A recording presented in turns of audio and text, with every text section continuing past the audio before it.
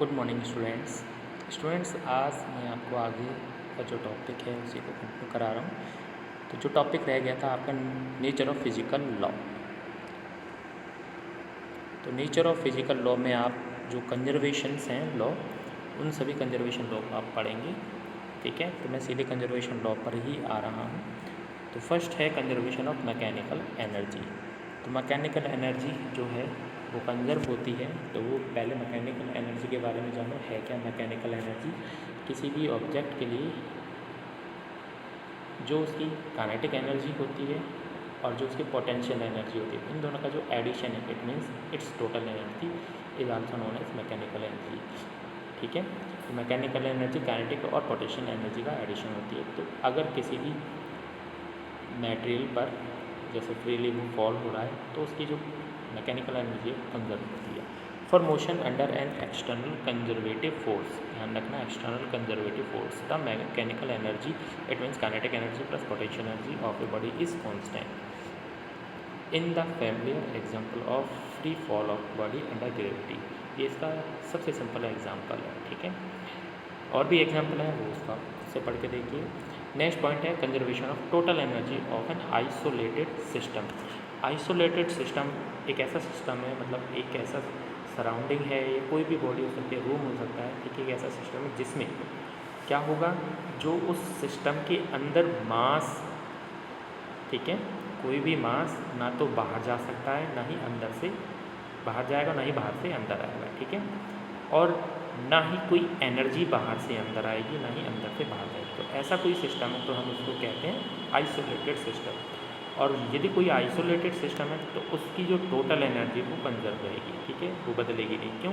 Of course energy ना तो बाहर जा रही है, ना ही अंदर आ रही है, और ना ही मास अंदर जा रहा है, ना ही अंदर से बाहर जा रहा है। मास का मतलब एनर्जी से ही है, क्योंकि आइंस्टीन ने ही ऑलरेडी प्रूव कर रखा है, E/mc²।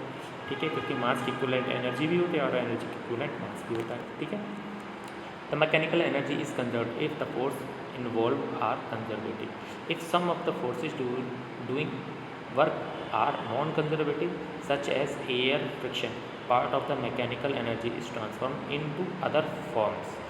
The In the free fall example, after the body hits the ground, its initial potential energy is converted into heat, light and sound energies. ठीक है, नेक्स्ट पॉइंट पे आते हैं।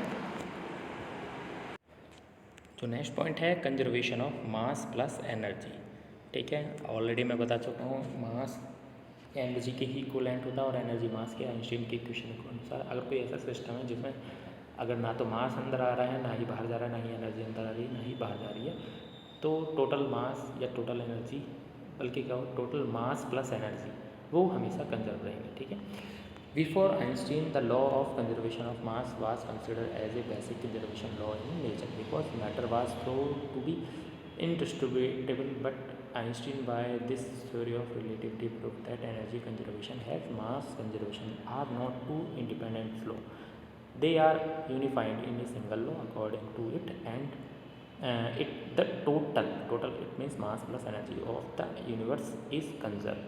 ठीक है, ये है conservation of mass plus energy law.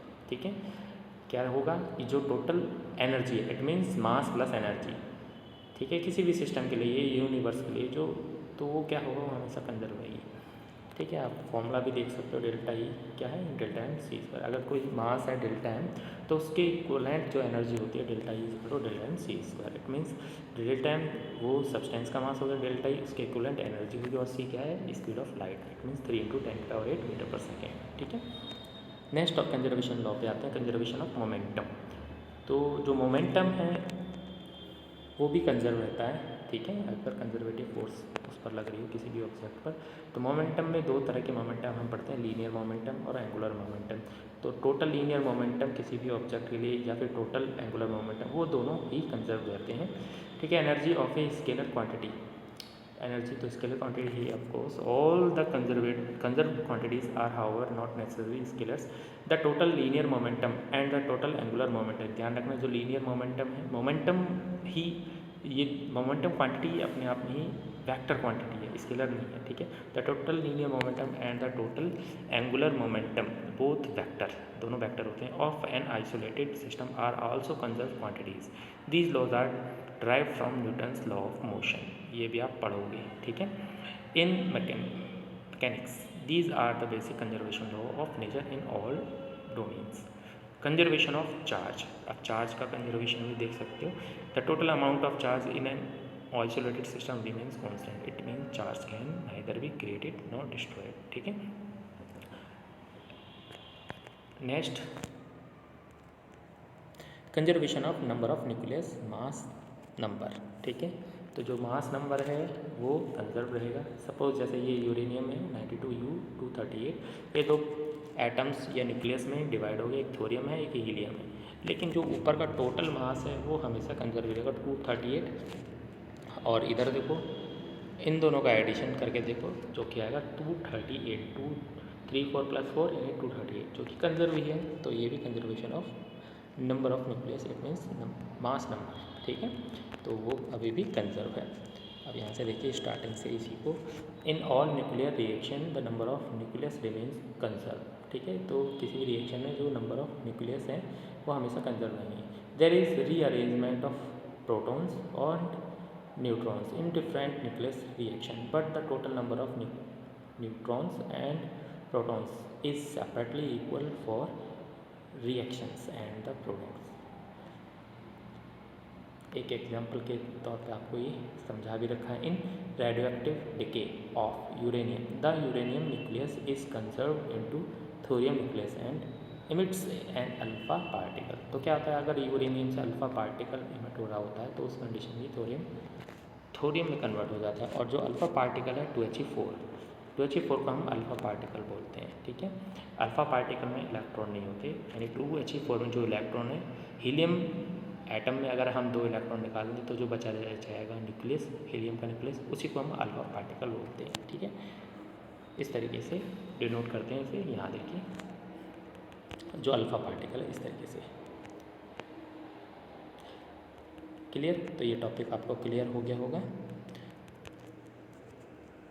Student conservation laws में बस आपको इतना ही करना है, क्लियर।